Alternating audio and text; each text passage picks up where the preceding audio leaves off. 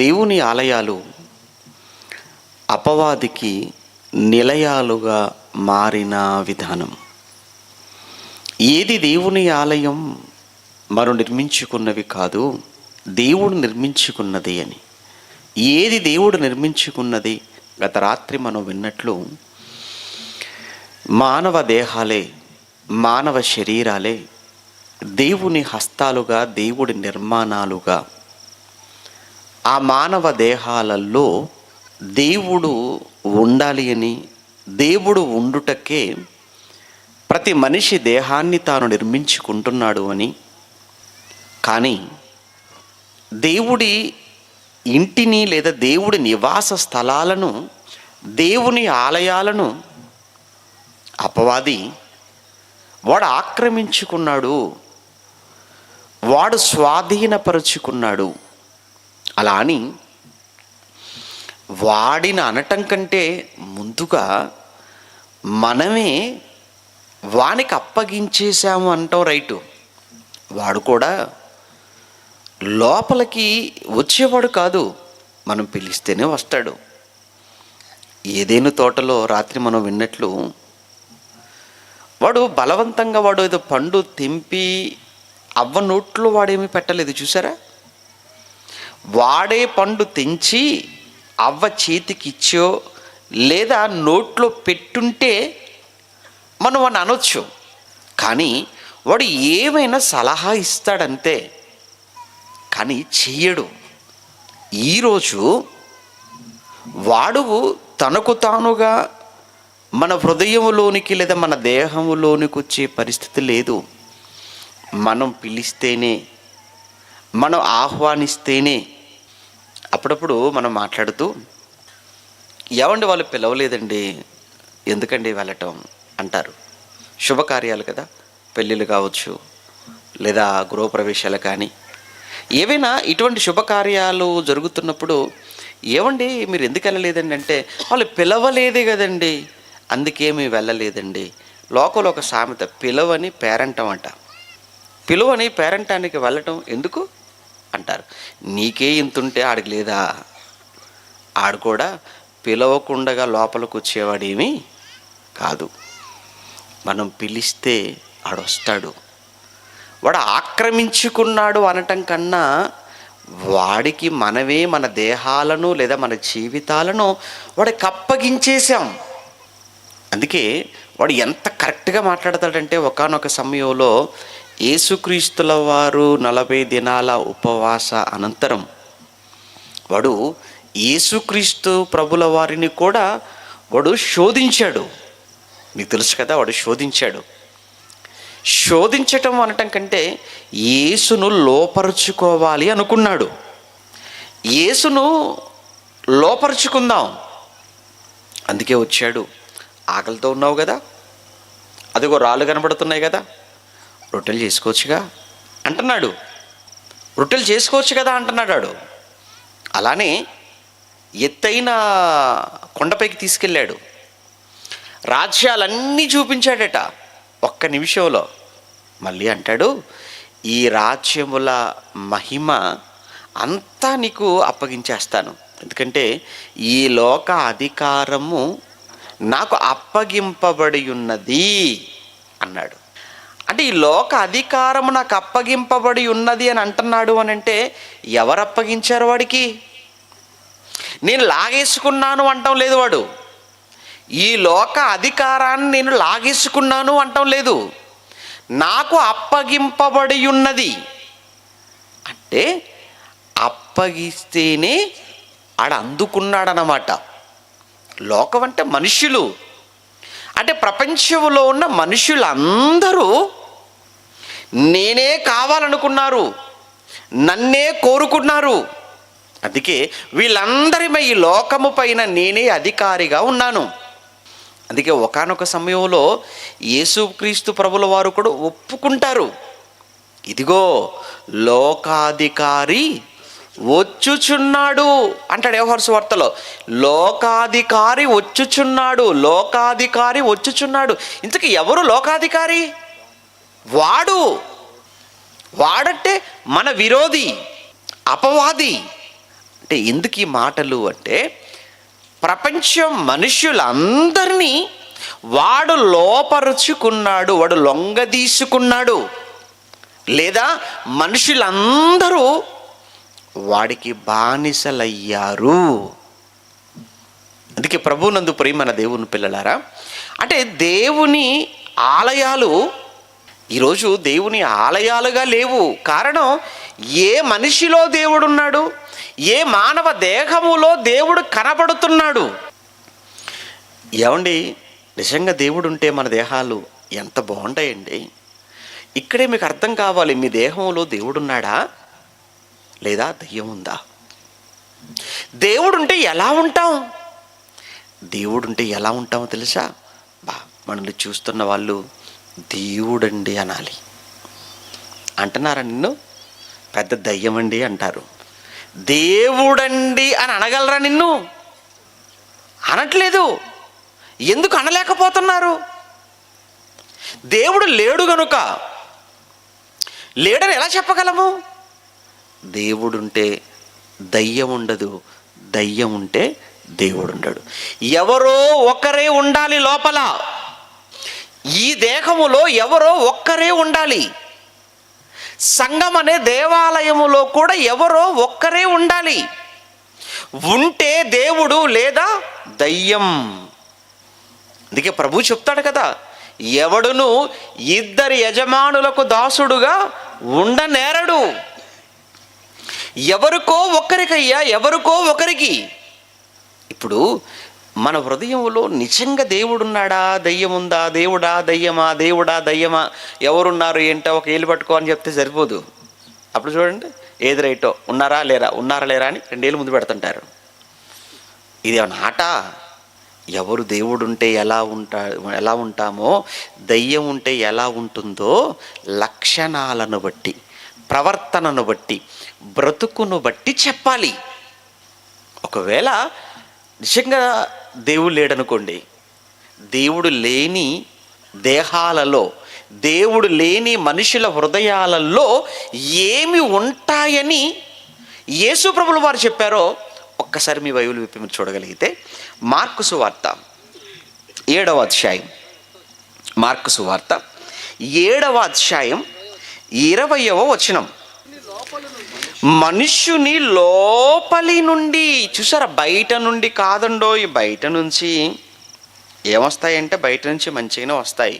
పాట నోట్లో నుంచి వచ్చిద్ది, మాట నోట్లో నుంచి వచ్చిద్ది, కానీ హృదయంలో మరొకటి ఉంటుంది. అందుకే అప్పుడప్పుడు చూడండి, అరే ఇది నీ లోపల నుంచి వస్తుందా బయట నుంచి వస్తుందా? ఎందుకంటే నమ్మకం ఉండదు. నిజంగా నీ నోట్లో నుంచి వస్తుందా ఈ మాట, నీ మనసు హృదయంలో నుంచే వస్తుందా అని అడుగుతాం. ఎందుకంటే నోటితో పలికే ఉంటాయి, మనస్ఫూర్తిగా పలికేవి ఉంటాయి. ఇక్కడ చెబుతున్నది ఏంటంటే, మనుషుల హృదయములో నుండి అని చెప్తున్నాడు. మనుషుల హృదయములో నుండి అనగా లోపలి నుండి, అనగా మనుషుల హృదయములో నుండి దురాలోచనలు. ఒకటి దురాలోచనలు, నెంబర్ 1 దురాలోచనలు అంటే చెడ్డ ఆలోచనలు, తప్పుడు ఆలోచనలు, తప్పుడు అభిప్రాయాలు. అబ్బోయ్, లేని వాళ్ళెవరు? అందరికీ ఉంటాయి తప్పుడు ఆలోచనలండి. ఇప్పుడు ఒక మనిషి గురించి మరో మనిషి ఎప్పుడైనా మంచిగా ఆలోచిస్తాడా? అస్సలు ఆలోచించాడండి. మనిషి గురించి మనిషి ఎక్కడ మంచిగా ఆలోచిస్తాడండి? ఎప్పుడు చూసినా తప్పుడు ఆలోచనలో, నెగిటివ్ థింకింగ్ అంటారు. ఏమండి, తప్పుడు అభిప్రాయాలు కలిగి ఉంటాడు. దురాలోచన, తప్పుడు ఆలోచన, చెడ్డ ఆలోచన. నెక్స్ట్ అన్నాడు 2 జారత్వము. ఏమండి అంటే వ్యభిచార సంబంధమైన జారత్వమును, దొంగతనములను, నరహత్యములను, వ్యభిచారములను, లోభము అన్నాడు. అంటే పిసినారితనం. ఇది కూడానా? ఇది కూడా చాలామందికి ఉంటుందండి, చాలామందికి ఉంటుందండి బాబోయ్. తీయరు, అస్సలు తీయరు, దాచిపెడతారు. దాచి దాచి దాచి దాచి ఎవరు చెప్పుకుని వెళ్ళిపోతారు, దాచిపెడతారు. ఆఖరికి ఎవరికి చెప్పుకుంటూ వెళ్ళిపోతారు. ఎందుకంటే మరి ఎప్పుడు వచ్చిందో తెలియదు కదా చావు. సడన్గా గుడ్డుపోటు వచ్చింది అనుకో, చెప్పడానికి టైం కూడా ఉండదు. పోనీలే కాలో చెయ్యో విరిగి హాస్పిటల్లో ఉంటే చావు బ్రతుకుల మధ్య ఉంటే 4 మాటలు మాట్లాడడానికి అవకాశం ఉంటుంది కనుక ఈలోపు కబురు పెట్టగానే అందరూ వస్తారు, చుట్టూ కూర్చుంటారు, చెవి దగ్గర ఏమన్నది ఆ నోటి దగ్గర చెవి పెడతారు, ఎక్కడ దాచాడో చెప్తాడేమోనని.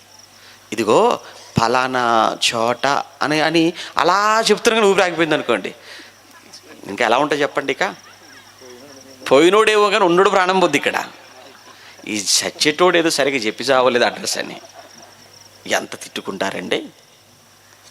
అంటే బ్రతికుండగా వీడు తినడు, కుటుంబానికి పెట్టడు, దేవునికి అస్సలు ఇవ్వడు. 3 రోజులు చూస్తున్నాను కానుకలు, 10 రూపాయల కాగితాలు తప్ప ఏమైనా కాగితాలు పడుతున్నాయా లోపల? అస్సలు.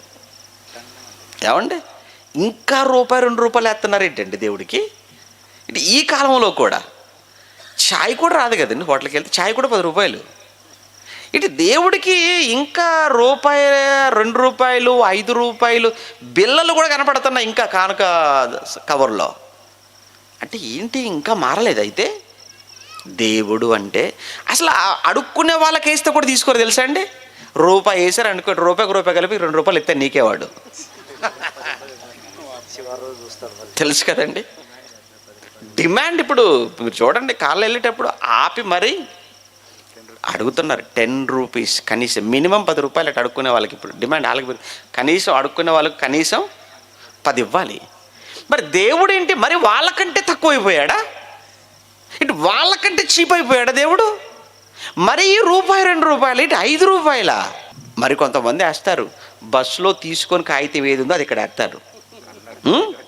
కండక్టర్ దగ్గర జల్లంది దేవుడి దగ్గర జల్లేదనమాట. చూసారా, ఎవరి దగ్గర షాపులో జల్లంది దేవుడి దగ్గర జల్లుతుంది. ఏమంటే దేవుడు అంటే ఏంటండి మరి ఇలా అయిపోయాడు మీకు? ఇక్కడ రూపాయి కానుక ఎత్తాడు, ఆకాశపు ఆకిలిప్పు అంటాడు అంతే ఒకేసారి మళ్ళీ ప్రార్థనలో. ఏంటండి 10 రూపాయలు వేస్తాడు, ప్రభు నాకు అర్జెంటుగా అమ్మాయి చూడు ప్రభు అంటాడు. ఇటు 10 రూపాయలకే 10 రూపాయలు వేస్తాడు, ప్రభు నాకు ఉద్యోగం కావాలా అంటాడు. 10 రూపాయలకు ఉద్యోగం ఇస్తాడు ఎవడైనా? అంటే దేవుడికి మనం ఇచ్చేది ఏంటి, మనం అడిగేది ఏంటి చూడండి ఎలా ఉన్నాయో. ఏమంటారు వీళ్ళందరూ లోబులు అంటారు. మీకు లోబులు అంటే మీకు అర్థం కాదేమో, పిసినారి వాళ్ళు అంటే మీకు బాగా తెలుస్తుంది కదా. పిసినారితనం అండి.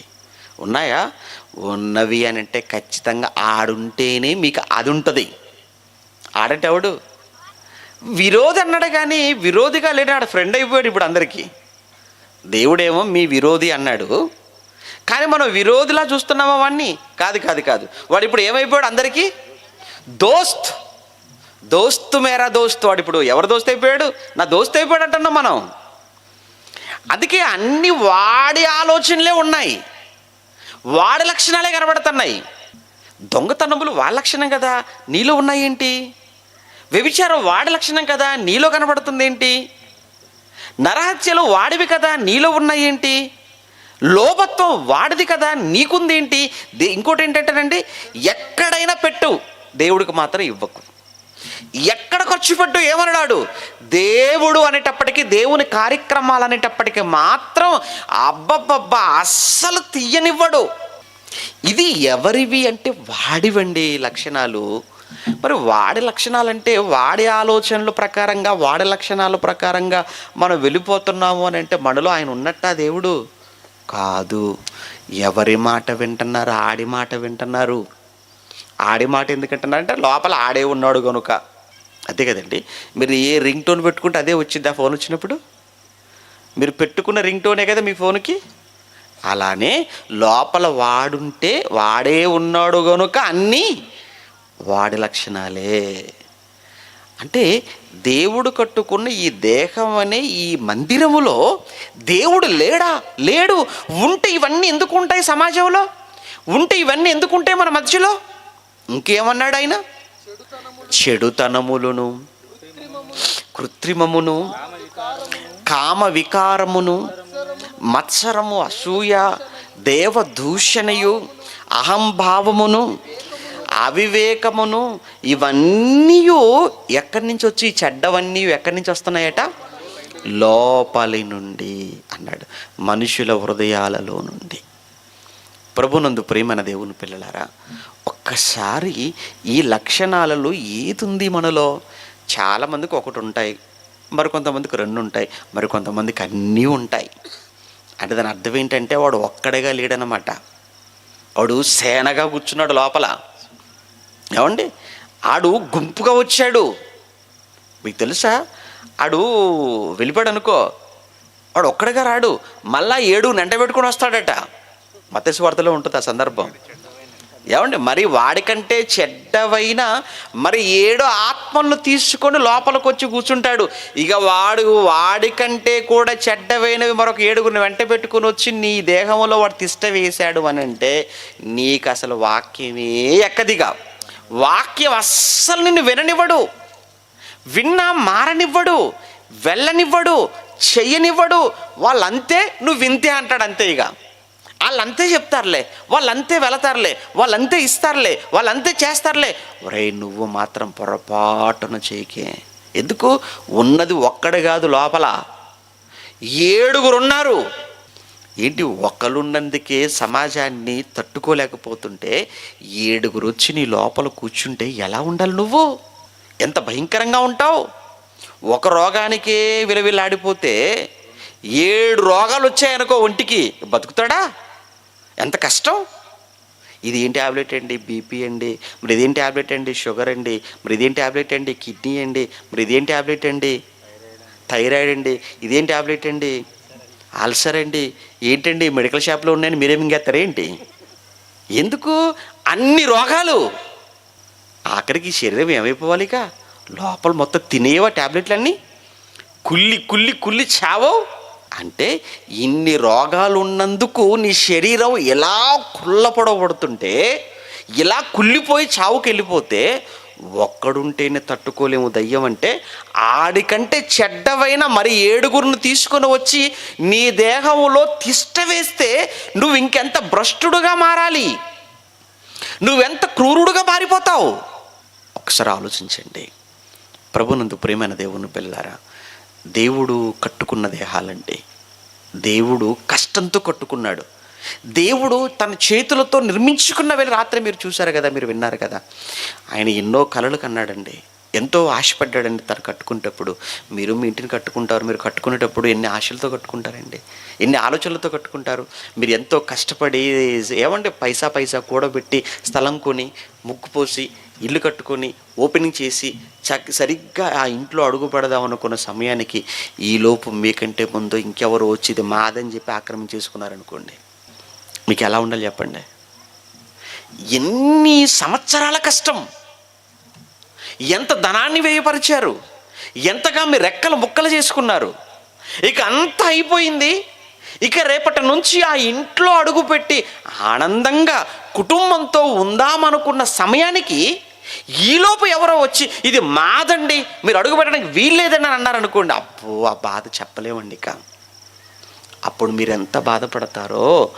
మీరు తల్లి గర్భంలో పిండముగా ఉన్న క్షణం నుంచి 9 నెలల పాటు తన చేతులతో నిర్మించుకొని కష్టపడిన ఈ ఆకారం ఈరోజు పెరిగి పెద్దగా ఈరోజు ఇక్కడ ఈ స్థితిలో నువ్వు ఉన్నావే, ఈ దేహంలో ఆయన కట్టుకున్నదైతే ఆయన బయటుండి అపవాది లోపల వచ్చి వాడు కూర్చొని వాడు నిన్ను పాడు చేస్తూ, నిన్ను సమాజాన్ని వాడు పాడు చేసుకుంటూ వెళుతుంటే అక్కడున్న ఆయన కట్టుకున్న దేవుడు నిన్ను చూస్తున్నప్పుడు నీ విషయంలో ఆయనకు బాధ కలగదా?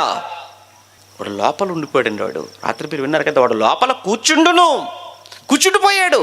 మరి కట్టుకున్న ఆయన ఎక్కడున్నాడు? బయటున్నాడు. బయటున్న దేవుడు ఏం చేస్తున్నాడు? తలుపు తడుతున్నాడని మీరు విన్నారే. ప్రభునందు ప్రియమైన దేవుని పిల్లలారా, ఈరోజు సమాజాన్ని, ఈరోజు ప్రపంచాన్ని చూస్తున్నప్పుడు ఏ దేశం అని తేడా లేక, ప్రాంతం అని తేడా లేక, భాషని తేడా లేక, తెగని తేడా లేక ప్రతి మనిషి ఈరోజు దేవుని ఆలయాన్ని ఆలయముగా ఉండనివ్వకుండా దయ్యానికి ఆలయంగా నిలయాలుగా మార్చి ఈ దేహాలను పాడు చేసుకోవటం లేదా? ఈరోజు బొత్తిగా భయంకరంగా పాడు చేసుకుంటున్నాడండి దేహాలను, దేవుని ఆలయాలను. ఒకానొక సమయంలో యేసు ప్రభుల వారితో పాటు ఉన్నటువంటి, యేసు ప్రభులతో పాటు ఉన్న 12 మంది ఉన్నారే అపోస్తలులు. ఆ 12 మంది అపోస్తలులలో కూడా ఒకడిని తనకు ఆలయంగా మార్చుకుందండి. అది అది చాలా తెలివి కలది దయ్యం. దయ్యాన్ని ఎప్పుడు కూడా మీరు చిన్న అంచనా వేయకండి. ఆ దయ్యం అంటే ఏముందిలేండి, చీపురుతో కొడితే వెళ్ళిపోతుంది, బైబిల్తో తల మీద కొడితే ఏమండి ఇదే వెళ్ళిపోతుంది, లేకపోతే ఏసు రక్తం జై అంటే పారిపోద్ది, ఇలాంటివి చెప్పకండి. అవన్నీ ఒట్టి మాటలు. అంత బలహీనమైనది అనుకుంటున్నారా? దయ్యం చాలా శక్తివంతమైంది. కనబడని వాడు పరలోకమందున్న దేవుడి మీదకే తిరుగుబాటు చేసి ఆయనతోనే యుద్ధం చేయాలనుకున్నది అని అంటే అది ఏంటో, దాని శక్తి ఏంటో, దాని యుక్తి ఏంటో మీకు తెలియాలి. యేసుక్రీస్తు అంతటి వాడినే ఒక్కసారి నీవు నా పాదములకు నువ్వు మ్రొక్కితివా అని యేసునే తన పాదములకు మ్రొక్కు అని మాట్లాడిందనంటే దాన్ని మీరు చిన్న అంచనా వేస్తారా? దాన్ని మీరు తక్కువగా మీరు ఆలోచిస్తారా? దయ్యాన్ని ఎప్పుడు కూడా తక్కువగా మీరు చూడకండి. వాడు చాలా చాలా శక్తివంతమైన వాడు. అందుకే వాడి యుక్తులన్నీ, వాడు కుయుక్తులన్నిటినీ, వాడి తంత్రాలన్నిటినీ కూడా చక్కగా 26 పుస్తకాలలో దేవుడు వ్రాయించాడు, నీ చేతిలో పెట్టాడు. ఒరే, నువ్వు దాని తంత్రాలు నువ్వు తెలుసుకోవాలి, దాని కుయుక్తులు నీకు తెలియాలి. లేదు అనుకుంటే దాని మాయలో పడిపోతావు, దాని మోసంలో చిక్కుకొని పోతావు, నీ జీవితాన్ని అగమ్య గోచరముగా మార్చుకుంటావు, అంధత్వంలోనికి నెట్టుకుంటావు. ఆ తర్వాత వాడు వెళ్ళి ఆ భయంకరమైన పాతాళ గుండానికి నువ్వు వెళ్ళి వాడితో పాటు యుగ యుగాలు కలకాలము నిత్యాగ్ని దండనలో యాతన పడాలి. వద్దు, ఆ పరిస్థితి మీకు వద్దు. అందుకేనండి పిల్లలు ఆలోచించారు, సంఘ పెద్దలు ఆలోచించారు, చాలా డబ్బులు ఖర్చు పెట్టారు. ఈ 3 రోజులు మీకు ఈ మంచి మాటలు వినిపించాలి, మిమ్మల్ని మార్చాలనే కదండి. అంతకుమించి ఏముంది చెప్పండి? మీరు మారితే చాలండి. ఏమండి, ఈ సభలకు మీరు ఇచ్చే విలువైన కానుక మీ బ్రతుకులు మార్చుకోవటమే. ఇది వీళ్ళకే కాదు, పరమందున్న దేవుడు కూడా సంతోషపడేటువంటి సమయం ఏంటంటే మీరు మారు మనసు పొందటమే కావాలి ఆయనకు. మీరే మారారా, దేవుడి కోసం మీరు ఏమైనా చేస్తారు. మీరు మారితే దేవుడి కోసం ఎంతైనా ఖర్చు పెడతారు. కనుక నువ్వు మారడం ముఖ్యం. అది యేసు ప్రభుతో ఉన్న 12 మంది అసలు ఆయనతో ఉన్నారంటే ఆయన చాలా బలవంతుడు. దయ్యాన్ని తన కాళ్ళ కింద తొక్కిన వాడు, ఏమంటే తన కాళ్ళ కింద చితక తొక్కిన వాడు యేసుక్రీస్తు. ఆయన దగ్గర ఉన్నారు అని అంటే చాలా స్ట్రాంగ్ కదా, చాలా బలవంతులుగా ఉంటారు కదా. కానీ వాడు ఏం చేశాడో తెలుసా? యేసుని ఎలాగో పడగొట్టలేకపోయాను, యేసుని ఎలాగో లొంగ తీసుకోలేకపోయాను, యేసు ఎలాగో నాకు అవకాశం ఇవ్వలేదు. కానీ ఈ 12 మంది చుట్టూ ఉన్నారే, వీడిలో ఎవడనో ఒకడని నేను ఖచ్చితంగా లొంగ తీసుకుంటాను. చూశాడు. ఎవరు టచ్ చేయాలని చూశాడు, ఎవరిని టచ్ చేయాలని చూశాడు. ఒకే ఒక్కడు కనబడ్డాడు, వాడే ఇస్కరియోతు యోధా. ఇస్కరియోతు యోధ అంటే వాడి పేరు యోధ, వాస్తవానికి వాడి పేరు యోధ అండి. ఇస్కరియోతు అనేది ఏదైతే ఉందో అది హిబ్రీ పదం కదా అది. అందులో ఇస్ అనేటువంటి మాటకు అర్థం ఏంటంటే మనిషి అని. అలానే కరియోతు అంటే ఆ ప్రాంత బెత్లెహేముకు కింది దక్షిణ భాగంలో ఒక 7-8 కిలోమీటర్ల దూరం ఉంటుంది ఆ కెరియోతు అనేటువంటి ఒక చిన్ని గ్రామం. అంటే ఆ కెరియోతు అనేటువంటి గ్రామానికి చెందిన మనిషి అని అర్థం ఇస్కరియోతు అంటే. ఏమంటే ఆ గ్రామానికి చెందిన ఈ మనిషి పేరేంటంటే యోధా. అందుకే ఇస్కరియోతు యోధా. యేసు ప్రభుని ఏమన్నారు తెలుసు కదా మీకు? నజరేయుడైన యేసు అన్నారు. యేసును నజరేయుడైన యేసు అని ఎందుకన్నారు అని అంటే ఆయన నజరేతు ప్రాంతానికి చెందినవాడు గనుక, నజరేతులో పెరిగినవాడు గనుక. ఎంత విచిత్రం అంటేనండి, నిజంగా ఈ సందర్భం వాడి గురించి మనకు బాగా తెలియాలి. అంటే వాడి దగ్గర బలవంతులు అనుకున్న వాళ్ళే వాడి దగ్గర చిత్తైపోయి బలహీనులుగా మారిపోయారు. మీరు విన్నారు కదా మొదటి ప్రసంగంలో, సొలొమోను ఏంటండి, ఆయన జ్ఞానం ఏంటి చెప్పండి? సొలొమోను జ్ఞానం ఏంటి? ఆయన జ్ఞానము ముందు ప్రపంచంలో ఎవరండి నిలవబడగలరు? ప్రపంచ అధిపతులందరూ ఆయన జ్ఞానాన్ని వినడానికి, తెలుసుకోవడానికి, పరిశీలించడానికి దేశాధినేతలు క్యూ కట్టారట. భూపతులందరూ ఆయన ఎద్దకు రావటానికి లైన్ కట్టేశారు అని అంటే ఆయనకు ముందు ఆయన తర్వాత ఎవరికి అంత జ్ఞానం అనేది దేవుడు ఇవ్వలేదు. అంత జ్ఞాని. కానీ ఆఖరికి ఏమైపోయాడు చూసారా? ఆఖరికి ఆయన కూడా పడిపోయాడా? ఇటు ఆయన కూడా శోధనలో పడిపోయాడా? అమ్మో, అంత జ్ఞానిని అది కాళ్ళ మీద పడేసుకుందంటే, అంత జ్ఞానిని కూడా పాడు చేసిందనంటే నువ్వేమనగా ఏమాత్రం, మనమనగా ఏమాత్రం చెప్పండి. అందుకే చాలా జాగ్రత్తగా ఉండాలి వాడి విషయంలో. కరోనా అంటే ఎవడికి ఎక్కువ చెప్పండి? ప్రధానికైనా వచ్చిద్ది, ఏమండి, పామరుడికైనా వచ్చిద్ది, చదువుకున్న వాడికి వచ్చిద్ది, లేనివాడికి వచ్చిద్ది, అందరికీ అందరికీ అందరికీ వచ్చిద్ది. ఇది అందరిని తీసుకెళ్ళిపోయింది. ఇప్పటికే చాలామందిని మరలా వచ్చింది. అయిపోయింది అనుకున్న టైంలో మళ్ళీ వచ్చేసింది. ఇప్పుడు ఇంకా చాలా బలంగా వచ్చేసిందట. ఇప్పుడు ఇంకా చాలా ఉధృతంగా వచ్చేసిందట. రోజుకు 2 లక్షల కేసులట. రోజుకు 1000 మందికి పైగా చనిపోతున్నారట. పరిస్థితులు అస్సలు బాగోలేవు. మీరు చాలా జాగ్రత్తగా ఉండాలి. అంటే కరోనాకు అందరూ ఒకటే, ఏమండి, ఎవరినైనా అది ఏం చేయగలదు? మడతెట్టేయగలదు. ఎవరినైనా బెడ్ మీద పడుకోబెట్టగలదు. ఆ తర్వాత మట్టిలో కూడా కలిపేయగలదు. దయ్యం వాడు, అమ్మో, వాడు ఎవరినైనా. సొలొమోన జ్ఞానములో బలవంతుడు సొలొమోను. ఫిజికల్గా బలవంతుడు ఎవరో తెలుసా? సంసోను. అంతే కదండి. సొలొమోను అనగానే జ్ఞానం, సంసోను అనగానే బలం. పచ్చి దవడ ఎముకటండి, దవడ ఎముక కదా, పచ్చి దవడ ఎముక. ఇటు పచ్చి దవడ ఎముకను తీసుకొనట ఫిలిస్తీయులలో 1000 మందిని ఏం చేశాడట? చంపి పడేశాడట. అంటే 1000 మంది ఒక్కసారిగా ఆ సంసోను మీద పడితే ఆ 1000 మందిని కత్తితో కాదు, దేనితో? కేవలం చిన్ని గాడిద దవడ ఎముకతో 1000 మందిని ఎలాంటి కొట్టగలిగాడు, ఎలాంటి చంపగలిగాడు? అసలు బాహుబలి అంటే ఇతను కదండి, కదా. మగధీర అంటే ఇతను కదండి. ఎవరు? సంసోను. ఒక్కొక్కరిని కాదు అంటాడు కదా, 100 మందిని, 100 మంది ఒకేసారి వచ్చి సినిమా అది నిజం కాదు. అది ఆడ ఒక్కడొచ్చి పడితేనే ఉన్నాడు హీరో. 100 మంది కాదు, ఒక్కడు వచ్చి పడ్డా అయిపోతాడు సినిమా అది. కానీ ఇక్కడ ఒకేసారి ఎంతమంది వచ్చి పడ్డారు? 1000 మంది. 1000 మంది ఏమైపోయారు? మట్టిలో మట్టయిపోయారు. మట్టు పెట్టాడు. ఇప్పుడు చెప్పండి, సంసోను బలం, సంసోను బలం ముందు ఎవరన్నా నిలబడగలరు? కానీ అంత బలవంతుడు దెలీలా ముందు బలహీనుడైపోయాడు. ఏంటో అర్థం కావట్లే. జరా అంత బలవంతుడు దిలీ దగ్గరికి వెళ్ళేసరికి ఏమైపోయాడు?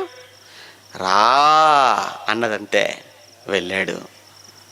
పడుకో అన్నదంతే ఒళ్ళో అలా పడుకున్నాడు. అలా తల మీద చెయ్యేసింది, అలా ఆముదం రాస్తుందంతే. ఇంకా చెప్పేశాడు. తిరిగి లేచేటప్పటికి జుట్టు లేదు. ఆ తర్వాత పట్టుకున్నారు.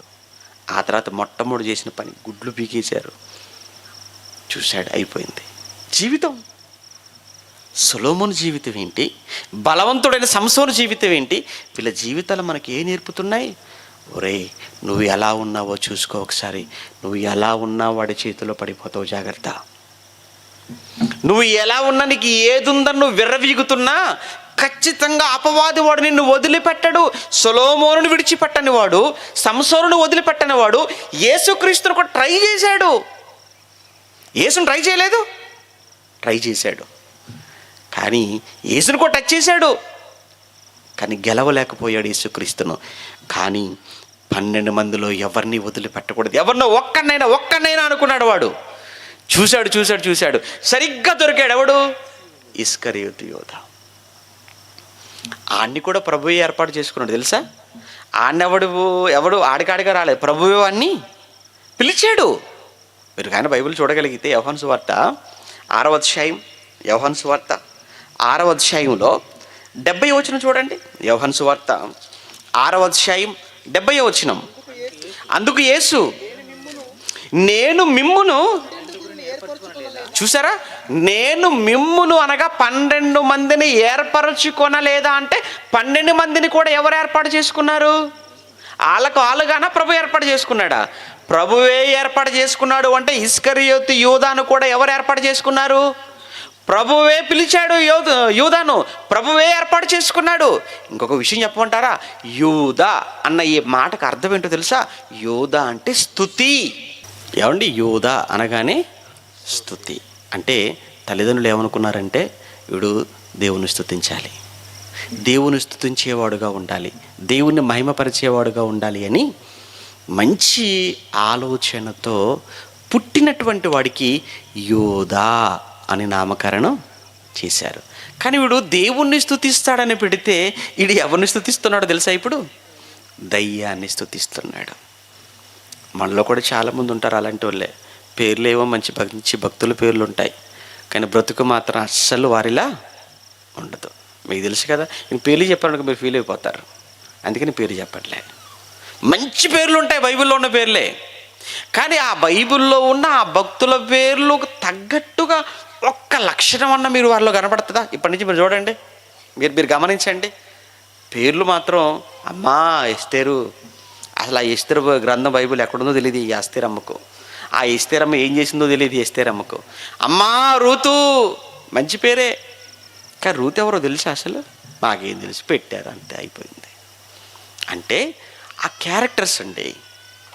అలానే యోధా మంచి పేరు, స్తుతి, దేవుణ్ణి స్తుతిస్తాడు అని పెడితే తల్లిదండ్రులు వాడు దేవుణ్ణి కాదు ఎవరిని స్తుతిస్తాడు? దయ్యాన్ని స్తుతించేవాడుగా మారిపోయాడు. దేవునికి భక్తుడు అవుతాడు అనుకుంటే దయ్యానికే భక్తుడిగా మారిపోయాడు. అందులోనండి వీడు చేరినప్పటి నుంచి కూడా వీడికి ఒక దాని మీద ఆశ, డబ్బాశ, ధనాపేక్ష. అది చాలనుకుంది వాడికి. ఏంటి వీడిలో ఉన్న బలహీనత? డబ్బు డబ్బు డబ్బు. రైట్, చాలు, ఈ చిన్న బలహీనత చాలు. ఈ చిన్న బలహీనతతో వీని ఎలా నేను తీసుకుని వెళతానో, ఎలా వీని పాడు చేస్తానో, వీడి ద్వారా ఎలా నేను నా కార్యక్రమాన్ని జరిగించుకుంటానో అని వాడు మనసులో డిసైడ్ అయిపోయాడు.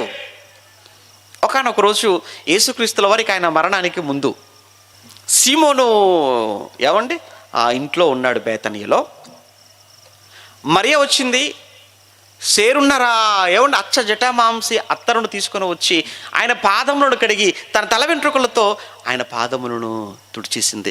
ఇది ప్రక్కనే ఉన్న 12 మంది చూస్తున్నారు అపోస్తలులు, కానీ 12 మందిలో ఎవరూ మాట్లాడలేదు, వీడొక్కడే మాట్లాడాడు. వీడు మాట్లాడిన మాటలు కూడా ఎక్కువ ఉండవు బైబిల్లో, చాలా తక్కువ సందర్భాల్లో మాట్లాడతాడు. అది ఇక్కడ ఒకసారి మాట్లాడతాడు. ఏమంటాడో తెలుసా? యోహాను సువార్త 12వ అధ్యాయం, యోహాను సువార్త 12వ అధ్యాయం 4వ వచనం. ఆయన శిష్యులలో ఒకడు అనగా ఆయనను అప్పగింపనయ్యున్న ఇస్కరియోతు యూదా ఈ అత్తరు ఎందుకు 300 దేనారములకు అమ్మి బీదలకు ఇవ్వలేదు? చూసారా? అంటే ఎంత ఖర్చు పెట్టిందంటే ప్రభు కోసం 300 దేనారాలు ఖర్చు పెట్టి చక్కటి అత్తరు బుడ్డి తీసుకొని వచ్చి పగలగొట్టి ప్రభువును చక్కగా అభిషేకించిందండి ఆ స్త్రీ. కారణం ఎందుకు అంత ఖర్చు పెట్టిందనంటే ఆవిడ జీవితం అంత భయంకరం, ఎంతో భయంకరమైన ఘోరమైన ఆమె జీవితాన్ని ప్రభు క్షమించి ఆమెను ప్రేమించి అక్కున చేర్చుకున్నందుకు అయ్యో నేను ఈ మాత్రం చేయలేనా ప్రభుకు అని చాలా ఖరీదైనటువంటి ఆ అత్తరు బుడ్డిని ప్రభు కోసం ఖర్చు చేస్తుంటే ప్రక్కనే ఉన్నటువంటి 12 మందిలో ఎవరూ మాట్లాడలేదు, కానీ వీడొక్కడ మాత్రం నోరు తెరిచి ఏదో వీడికే బీదల మీద ఏదో ప్రేమ ఉన్నట్టు, వారి మీద వీడికి ఏదో శ్రద్ధ ఉన్నట్టు చెప్తున్నాడు. ఈ డబ్బులు, ఈ 300 దేనారాలను ఎందుకు బీదల కోసం ఖర్చు చేయలేదు? ఆడిలాగా చెప్పింది బీదల మీద శ్రద్ధ కలిగి కాదు, మరి ఎవరి మీద? వాడు దొంగ. చూసారా? వాడు దొంగ అయ్యుండి తన దగ్గర ఆల్రెడీ ఏమంటే ప్రభు కూడా వాడు రాగానే డబ్బు సంచి కూడా వాడి చేతిలో పెట్టాడు. పెట్టినప్పటి నుంచి అందులో నుంచి ఆ డబ్బు సంచిలో నుంచి కొంత కొంత కొంత కొంత కొంత కొంత నొక్కేస్తున్నాడు. ఈ 300 దేనారాలు కూడా ఈ డబ్బు సంచిలో ఉంటే ఇందులో కూడా ఎంతో కొంత వెనకేసుకునేవాడిని కదా. దొంగిలించుచు వచ్చాను. ఆ రోజేనండి ప్రభు అన్నాడు, వచ్చిన రోజే 6వ అధ్యాయంలో అంటాడు, 12 మందిని నేను మీలో మిమ్మల్ని ఏర్పరచుకోను లేదా? ఆయనను మీలో ఒకడు సాతాను, మీలో ఒకడు సాతాను అనేటప్పటికీ నిజంగా మీలో ఒకడు అన్నాలే కానీ పేరైతే చెప్పలేదండి యేసుప్రభు. కానీ యేసుప్రభు వారికి తెలుసు కదా, తెలుసు నిజంగా వీడేనైనా ఒకవేళ ఆ రోజు ఇస్కరియోతు యూదా పేరు చెప్పుంటే మిగతా 11 మంది కుళ్ళబొడిసేవాళ్ళు, యూదాను చితగ్గొట్టేసేవాళ్ళు. అందులో ప్రత్యేకించి యాకోబు గారు యోహాను గారు ఉన్నారు చూసారు, అన్నదమ్ములు ఇద్దరు. వాళ్ళిద్దరికి చాలా రోషం ఎక్కువ, అసలే పౌరుషం ఎక్కువ. పేతురు గారు మరీ ఒకానొక సమయంలో కత్తే తీసేశాడు, తెలుసు కదా, చెవులు నరికేశాడు. అమ్మ బాబోయ్, నన్ను అప్పగించేది వీడే అని ఒకవేళ ప్రభువు చెప్పుంటే ఆయన్ని అక్కడే చంపేసేవాళ్ళు కావచ్చండి. అందుకే కావచ్చు ప్రభు ప్రారంభంలో ఒకడు అప్పగిస్తాడన్నాడు తప్ప ఎవడో చెప్పలేదు. ఆఖరికి భోజనానికి కూర్చున్నారు. చివరి రోజు భోజనానికి కూర్చున్న సమయంలో కూడా మరలా జ్ఞాపకం చేస్తున్నాడు, మీలో ఒకడు నన్ను అప్పగిస్తాడు అనేటప్పటికి అందరూ అండి ఒకరి మొక్కలు ఒకరు చూసుకుంటున్నారు. ఎవరు ప్రభువా, ఎవరు ప్రభువా, నేనా ప్రభువా, నేనా ప్రభువా, నేనా ప్రభువా అంటే వీడు కూడా పక్క నుంచి ఏమంటాడో తెలుసా, నేనా ప్రభువా అని ఆడు అడుగుతాడు. ఆడేనున్నాడు ఆల్రెడీ. కానీ ఎంత విచిత్రం చెప్పమంటారండి, ఈ 3.5 సంవత్సరాలు ఉండే కదా ప్రభుతో, 3.5 సంవత్సరాలలో ఎప్పుడు కూడా ఎవరికి కూడా అనుమానము రాకుండా, అనుమానము లేకుండా ఉన్నాడంటే బాబోయ్, ఉన్న అవార్డులన్నీ వీడికి ఇచ్చినా కానీ ఏవి సరిపోవండి. ఏమన్నా నటనంటే మామూలు నటన కాదు కదండి. ఇటు 3.5 సంవత్సరాలు ప్రభువుతో ఉంటూ వెనకాల ఇంత వర్క్ చేసుకున్నప్పటికీ ఎవ్వరికి అనుమానం రాలేదట. బాగా కవర్ చేశాడు కదా, బాగా నటించాడు కదా. అసలు అందరూ ఎవరు ఎవరు ఎవరు ఎవరు ఎవరు అని అడుగుతున్నారు కానీ ఎవ్వరు కూడా ఇస్కరియోతు యూదాను అనుమానముగా కూడా చూడలేదు. అంటే ఎవరు అనుమానంగా కూడా చూడలేదంటే ఎవ్వరికి అనుమానమే రాలేదు. అంటే మీకు ఏమర్థం కావాలి, దయ్యంగాడు ఒకవేళ లోపలకు వచ్చి కూర్చున్నా ఆడు వచ్చిన సంగతి, మన మధ్య ఉన్న సంగతి, మనతో ఉన్న సంగతి మనకు ఇప్పుడు మీలో ఎంతమందిలో ఉన్నాడు కానీ ఎవ్వరికీ తెలియదు. వేదిక మీద ఎంతమందిలో ఉన్నాడో ఎవ్వరికీ తెలియదు. ఎందుకంటే పాపం మిగతా 11 మంది పట్టుకోలేకపోయారు యూదాను. 3.5 సంవత్సరాలు, ఒక 3 రోజులు మిమ్మల్ని ఏం పట్టుకోగలను చెప్పండి నేను. కానీ ఉంటారు, అనుమానం ఎవ్వరికీ రాదు. తాగేసి వచ్చిన వాళ్ళు ఉంటారు, ఇంటి దగ్గర బూతులాడి మరీ వచ్చిన వాళ్ళు ఉంటారు, కొట్టుకుని వచ్చిన వాళ్ళు ఉంటారు, నీ సంగతి రా చెప్తలే అని చెప్పి వచ్చిన వాళ్ళు ఉంటారు. కానీ ఇక్కడ రాగానే మైకి పట్టుకొని పరిశుద్ధుడా పరిశుద్ధుడా, ఓరు నీ పరిశుద్ధత చల్లకుండా ఇంటి దగ్గర ఏమని చెప్పొచ్చావు, నీ ఉంటే చాలయ్యా, నీ చూపు చాలయ్యా, నీ మాట చాలయ్యా అని ఇక్కడికి వచ్చి అంటది. అక్కడనేమో నా సంగతి నీకు అస్సలు సరిగా తెలియదు అని అక్కడ చెప్పొచ్చింది. నీ సంగతి చూస్తాను తర్వాత అని వీనొక చూపు చూడాలరా అంటారు. అక్కడ మాటలేమో అవి, ఇక్కడ పాటలేమో ఇవి. ఇప్పుడు దీన్ని ఏమనాలి? నటన అంటే వాడు ఉన్నాడు కానీ అందరూ ఉండేసి అందరిలో ఏంటండి ఈవిడ ఆ మాట అంటదా అండి? మరి లేదండి, ఎవరికి అనుమానం లేదు. చూసారా, ఇస్కరియోతు యూదా కూడా 3.5 సంవత్సరాలు ఎవరికి ఏ అనుమానం లేకుండా రాకుండా వాడు ఎంత బాగా నటించాడంటే అంత బాగా నటించాడండి. ఎంత బాగా నటించాడండి వాడు. ఆఖరికి వారి దగ్గరికి డబ్బు కావాలండి, వాడికి కావాల్సింది డబ్బు. కొంతమంది వస్తారు, ఎందుకు వస్తుంటారు? డబ్బు కోసం వచ్చేవాళ్ళు ఉంటారు, సంఘంలోనికి అధికారం కోసం వచ్చేవాళ్ళు ఉంటారు, పేరు కోసం వచ్చేవాళ్ళు ఉంటారు, పదవుల కోసం వచ్చేవాళ్ళు ఉంటారు. రాజకీయాల్లోనికి వెళ్ళే వాళ్ళందరూ కూడా ప్రజల మీద ప్రేమ కలిగి వెళ్తున్నారండి రాజకీయాల్లోనికి. ఏమంటే రాజకీయాల్లోనికి వెళ్ళే వాళ్ళందరూ కూడా ప్రజాసేవ అని టైటిల్ పెట్టుకుంటారు అంతే. కానీ అందరూ నిజంగా ప్రజాసేవ కోసం వెళ్తున్నారా? పదవుల కొరకు వెళ్తారు, అధికారుల కోసం వెళ్తారు, డబ్బు సంపాదించుకొని వెళ్తారు, అక్రమాల కోసం వెళుతుంటారు, చేసిన నేరాలు కప్పిపుచ్చుకోవడం కోసం వెళుతుంటారు, రకరకాల కారణాలతో. కానీ బయటికి మాత్రం ప్రజాసేవ అని ఎలా అయితే వాళ్ళు చెప్పుకుంటారో ఎక్కువ మంది, అలానే ఈరోజు సంఘంలోనికి ప్రవేశించిన వారు కూడా దేవుడు, బైబిలు, క్రీస్తు, సహవాసం అబ్బో ఎన్నో అంటారు. కానీ వాడు లోపల ఉద్దేశాలన్నీ వేరుగా ఉంటాయి. పట్టుకోవడం చాలా కష్టం. ఇస్కరియోతు యూదాని మీరు చూడండి, ఇలాంటి స్వభావం కలిగిన వారు వ్యక్తులుగా ఉన్నారు, సంఘాలలోనూ కూడా వచ్చేసారు అని అంటే ఈరోజు సంఘాలలో కూడా ఎవరు వచ్చేసారనమాట లోపలికి? దేవుని ఆలయం సంఘం అంటే దేవుని ఆలయం అయితే దేవుని ఆలయమైన సంఘములోనికి కూడా ఎవరు వచ్చి కూర్చున్నారు? వాడుగా వచ్చాడా? మనమే తీసుకొచ్చి కూర్చోబెట్టాం సంఘంలో. ఆ రోజు ఇస్కరియోతు యూదా చూడండి, వాడు వెళ్ళాడు, యేసుప్రభు శత్రువులకు దగ్గరికి వెళ్ళాడు. అప్పటికి శాస్త్రులు పరిచయాలు వెతుకుతున్నారు. వీడి రూపంలో వీడొకడు ఉన్నాడు వారితో పాటు, వీడు మనల్ని పట్టించగలడు, అతన్ని పట్టించగలడు. వెళ్ళాడు, బేరం మాట్లాడుకున్నాడు. 30 వెండి నాణాలకు కుదిరిందండి. ఎందుకంటే మరింత చీపుకి అమ్ముకున్నాడు. 30 వెండి నాణాలకు ఎందుకు అమ్మేసుకున్నాడు? వాడు చాలా డిమాండ్ చేశాడండి. వాడు కానీ 30కే ఎందుకు అంటే, ఆ రోజుల్లోనండి బానిస అంటే ఎక్కువ డబ్బులు ఇచ్చేవాళ్ళు కాదు. యేసు ప్రభువును ఒక బానిస కంటే కూడా తక్కువగా చూడాలి, చెయ్యాలి అన్న ఉద్దేశం ఆ కొన్న శాస్త్రులు పరిచయులది. అంతేకాదు 30 సంవత్సరాల వరకు బాగానే ఉన్నాడండి, మాకు ఏ ప్రాబ్లం లేదు ఆయన వల్ల. ఎందుకు? ఇంట్లో ఉండి చక్కగా వడ్రంగి పని చేసుకుంటున్నాడు. కానీ ప్రాబ్లం ఎప్పటి నుంచి స్టార్ట్ అయింది? ఈ 3.5 సంవత్సరాల నుంచే ప్రాబ్లం స్టార్ట్ అయింది. 30 వెండి నాణాలు, ఓకే, రేట్ ఫిక్స్, డీలోకే అయింది. తీసుకున్నాడు, అందరితో పాటు వచ్చేసాడు. ముందుగానే వాళ్ళకు ఒక హింట్ ఇచ్చాడు. ఏంటంటే, యేసు ఎవరో మీకు తెలియదు కదా, నేను 100 మంది వెళ్ళారు సైనికులు గెత్సెమనే వనంలోనికి, కత్తులతో గుదియలతో వచ్చేసారు.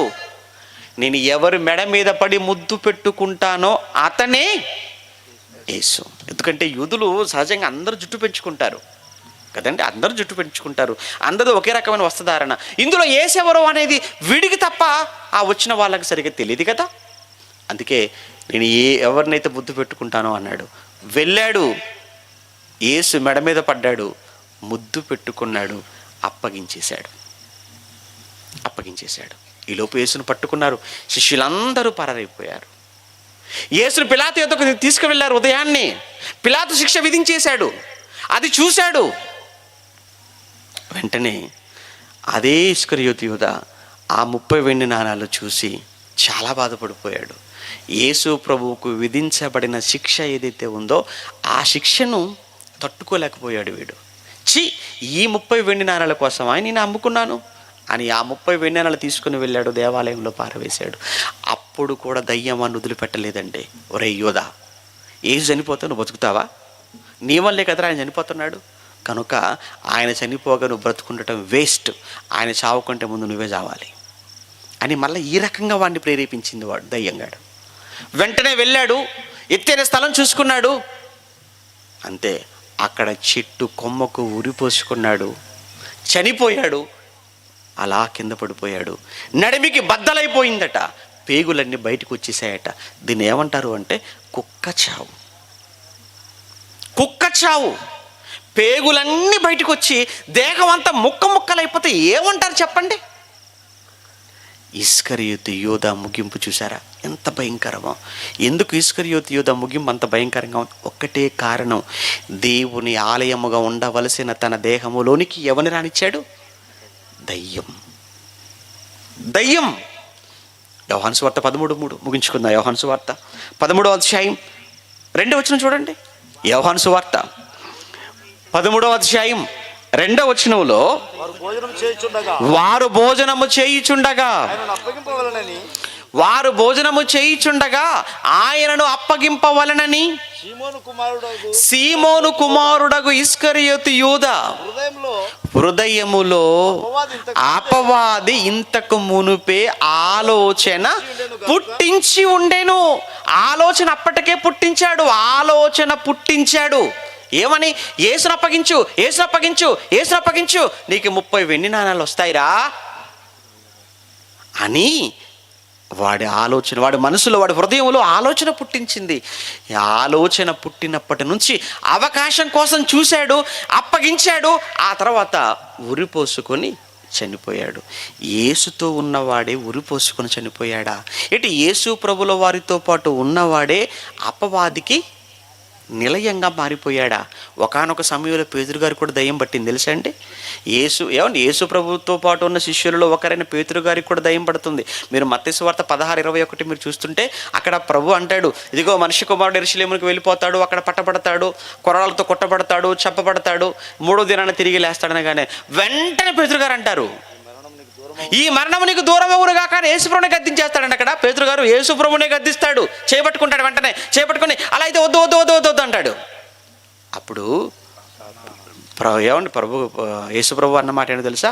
సాతానా, అదేంటి ఏమంటే చెయ్యి పట్టుకుందేమో ఎవరు? చెయ్యి పట్టుకుందేమో పేతురు. కానీ ప్రభు ఏమని పిలుస్తున్నాడు? సాతానా అంటున్నాడు.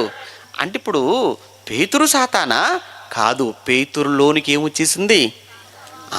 ఆ మాట పలికించింది. ఆయన వచ్చిందే సిలువలో చనిపోవటానికి, ఆయన వచ్చిందే సిలువలో బలియాగం కోసం, ఆయన వచ్చిందే కలవరలో మరణించాలి, ప్రపంచానికి రక్షణ ఇవ్వాలని. కానీ అది వద్దు అని ఆయన చెయ్యి పట్టుకుంటున్నాడు అనంటే ఇది నీ ఆలోచన కాదు. ఇది ఎవడు దూరాడు నీ లోపలికి? సాతాను. ఒకానొక సమయంలో మనిషి కుమారుడు ఎవరని చెప్పుకుంటున్నారు అన్నప్పుడు అందరూ అయ్యా ఏలియా అంటున్నారు, యోహాన్ అంటున్నారు, ఇర్మియా అంటున్నారు, ప్రవక్తల్లో ఒకరు అంటున్నారు. పేతురు నువ్వేమనుకుంటున్నావు? నువ్వు దేవుని కుమారుడవు అన్నప్పుడు అప్పుడు ఆయన అంటాడు, శబాష్, నీకెవరు చెప్పారు ఈ సంగతి? నా తండ్రి నీకు బయలుపరిచితేనే కానీ నీకు ఈ విషయం తెలియలేదు అన్నాడు. అక్కడనేమో శబాష్ అన్నాడు, ఇక్కడ సాతానా అన్నాడు. చూసారా? అంటే ఈలోపే మారిపోయింది. వాడు వచ్చేసాడు లోపలికి, సాతాను ప్రవేశించాడు. మీరు కానీ అపోస్తుల కార్యములు 5వ అధ్యాయాన్ని కూడా మీరు చూస్తుంటే అక్కడ సంఘంలో అననీయ సప్పీరాలు ఇద్దరు ఉంటారు, భార్యాభర్తలు, మంచి దంపతుల, చెడ్డ దంపతులు. అందరూ అమ్మగా వచ్చిన తీసుకొచ్చి అక్కడ పెడుతుంటే వీళ్ళు మాత్రం అందులో కొంత దాచి కొంత తీసుకుని వచ్చి పేతురు గారి దగ్గర పెట్టి మరలా ఏమని మాట్లాడతారో తెలుసా? ఎంతకు అమ్మారన్నమాట? ఇంతకే, ఒక్క రూపాయి ఉంచుకోలేదండి, ఒక్క రూపాయి దాచుకోలేదండి అని ఇద్దరూ మాట్లాడతారు. అప్పుడు కూడా పేతురు గారు ఏమంటారో తెలుసా? సాతాను ఎందుకు మీ హృదయమును ప్రేరేపించెను. చూసారా? ప్రేరేపిస్తాడు, వాడు ప్రేరేపిస్తాడు, బైబిలుకు భిన్నంగా మాట్లాడిస్తాడు, బైబిలుకు భిన్నంగా ఆలోచింపచేస్తాడు, దేవుని కార్యక్రమాలకు ఆటంకంగా మిమ్మల్ని మార్చేస్తాడు. అలా మీరు మారిపోతున్నారు అని అంటే దేవుని ఆలయముగా ఉన్న మీ దేహాలలోనికి ఎవరు వచ్చేసారన్నమాట? అయితే అపవాది, వాడి నిలయాలుగా మారిపోయాయి. అందుకే ప్రభునందు ప్రియమైన దేవుని పిల్లలారా, మీరు వ్యక్తిగతంగా ఎలా ఉన్నారు, సంఘాలలో ఎలా ఉన్నారు? మొదటి శతాబ్దంలో కొన్ని సంఘాల్లోనికి వాడు వచ్చేసాడట. వాడు వచ్చి చేసిన పన్నెండు తెలుసా? కొరింథీ సంఘంలోకి వచ్చాడు. కొరింథీ సంఘంలోనికి వచ్చేసి కొరింథీ సంఘంలో గొడవలు పెట్టాడు, కలహాలు పెట్టాడు, వాళ్ళ మధ్య అసూయలు పెట్టాడు, పగలు పెట్టాడు, ద్వేషాలు పెట్టాడు సంఘంలో. ఏంటి, కొరింథీ సంఘంలో కలహాలు పెట్టాడా? కలహాలు పెట్టాడు. కలహాలు పెట్టేది ఎవరో తెలుసా? వాడు. అందుకే పౌలు గారు కొరింథీయులకు మొదటి పత్రిక రాస్తాడు, మీలో కలహములు కలవని నాకు క్లోయో ఇంటి వారి వలన నాకు తెలియవచ్చింది అన్నాడు. అంటే కొరింథీ సంఘములో కూడా కలహాలు ఉన్నాయంటే ఈ కలహాలకు కారణం దేవుడు కాదు. ఎందుకంటే పరిశుద్ధాత్మ దేవుడు సంఘములన్నింటిలో సమాధానమునకే కర్త గాని అల్లరికి కర్త కాడు. అంటే మన సంఘములో దేవుడున్నాడా, దయ్యం ఉందా? దేవుడు ఉంటే సమాధానంగా ఉంటాం మన సంఘాలలో అందరము కూడా. దేవుడు లేడనుకుంటే, దయ్యం ఉంటే సంఘాలలో ఎప్పుడు గలిబిలి, ఎప్పుడు కలవరం, ఎప్పుడు గొడవలు, ఎప్పుడు కలహాలు. ఇప్పుడు మీరు చెప్పండి, మీ దేహంలో ఎవరున్నారు? మన సంఘాలలో ఎవరున్నారు? దేవుడే ఉన్నాడా నా దేహంలో? దేవుడే ఉంటే సమాధానంగా ఉంటా అందరితో నేను. నిజంగా సంఘంలో దేవుడే ఉంటే సంఘంలో సమాధానము తప్ప ఎప్పుడు అల్లరిగి గొడవ కొట్లాట ఏమంటే ఇలాంటివి ఏవి సంఘంలో ఉండడానికి వీల్లేదు.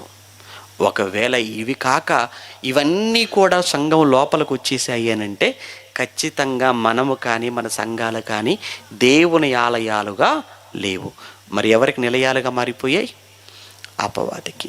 కొన్ని సంఘాల వాళ్ళు ఎలా ఆరాధన చేస్తున్నారో తెలుసా అండి? బయట పోలీసులను కాపలా పెట్టి లోపల వాళ్ళు దేవునికి ప్రార్థన చేస్తున్నారు. ఇదేంటో అర్థం అవ్వదు. ఇటు బయట పోలీసులు కాపలాగా ఉంటే లోపల సంఘంలో వీళ్ళు కూడుకొని ఆరాధన చేస్తున్నారట. ఏమండి బయట కాపలా ఎందుకండి అని అంటే లోపల ఉన్న వాళ్ళు ఎప్పుడైనా కొట్టుకోవచ్చు, లోపల ఉన్న వాళ్ళు ఎప్పుడైనా గొడవ పడవచ్చు, లోపల ఉన్న వాళ్ళు ఎప్పుడైనా తన్నుకోవచ్చు. అందుకే వాళ్ళు ఫోన్ చేసి వచ్చే లోపు ఈలోపు ఎవడో ఒకటి తల పగిలిపోయో కాలు ఇరిగిపోయాయో ప్రాణం పోయే అవకాశం ఉంది. అందుకే మేము ఎస్కాట్గా వచ్చాము సండే అంటున్నారు. ఇవేం చర్చిలండి, ఇవేం సంఘాలు? ఏంటి ఈ సంఘాలు? ఇవి అవి సంఘాలు కాదు, దయ్యానికి నిలయాలు. ఎందుకు? సమాధానం ఉంటే బయట ఇది ఎందుకు? ఇంకా ఈ ప్రొటెక్షన్ ఎందుకు ఉంటుంది? ఈ సెక్యూరిటీ ఎందుకు? నాలో ప్రేమ ఉన్నప్పుడు నేను ఎవరికి హాని చేయను కదా. అంటే ఈ సంఘంలో ప్రేమ లేదు. ప్రేమ లేదంటే సంఘంలో ఎవరు లేరు? దేవుడు ప్రేమ స్వరూపి, దేవుడు లేడనమాట. మరి ఎవరున్నారు? పగలున్నాయి అక్కడ, ప్రతి ప్రతీకారాలు ఉన్నాయి, వర్గపోరు ఉంది, కులపోరు ఉంది, వివక్ష ఉంది, ఎక్కువ తక్కువ అనే భేదాభిప్రాయాలు ఉన్నాయి. ఇవన్నీ సంఘాలలో ఉన్నాయి అని అంటే ఆ సంఘం దేవుని సంఘం కాదు. దేవుని సంఘం పేరుతో కూడుకుంటున్న దయ్యానికి నిలయాలుగా మారిపోయారు. దయచేసి మీ సంఘం, గుండ్రేవులలో ఉన్న క్రీస్తు సంఘం, అది నిజంగా క్రీస్తు సంఘమే, నిజంగా అది దేవుడి సంఘంగానే ఉండాలి. అంటే మీలో ఎప్పుడు కూడా ఏ విధమైన గొడవలు, కలహాలు, అల్లరులు ఏమీ ఉండకూడదు. మీ మధ్య ఎప్పుడు ప్రేమే ఉండాలి, నెమ్మదే ఉండాలి, శాంతి ఉండాలి. మీ సంఘం దేవుని సంఘముగా, దేవుని నిలయముగా ఉండాలి, దేవుని ఆలయంగా ఉండాలి తప్ప దయ్యాన్ని ఎట్టి పరిస్థితుల్లో మీ సంఘములోనికి రానివ్వకూడదు. సంఘములోనికి రావడానికి ముందు నీలోనికి రాకూడదు. వాడు నీలోనికి వచ్చాడా ఆటోమేటిక్గా నువ్వు వెళ్ళే చోటికి వాడు కూడా వస్తాడు. కనుక నన్ను నేను వాక్యంతో సరి చేసుకుంటాను, నాలో ఉన్న వాడిని బయటికి గెంటి వేస్తాను, వాక్యాన్ని నా గుండెల్లో దాచుకుంటాను, దేవుని నా హృదయంలో ప్రతిష్ఠించుకుంటాను. దేవుడు కట్టుకున్న ఈ దేహం ఎవరికి నిలయంగా ఉండాలి? దేవునికి ఆలయంగా ఉండాలి.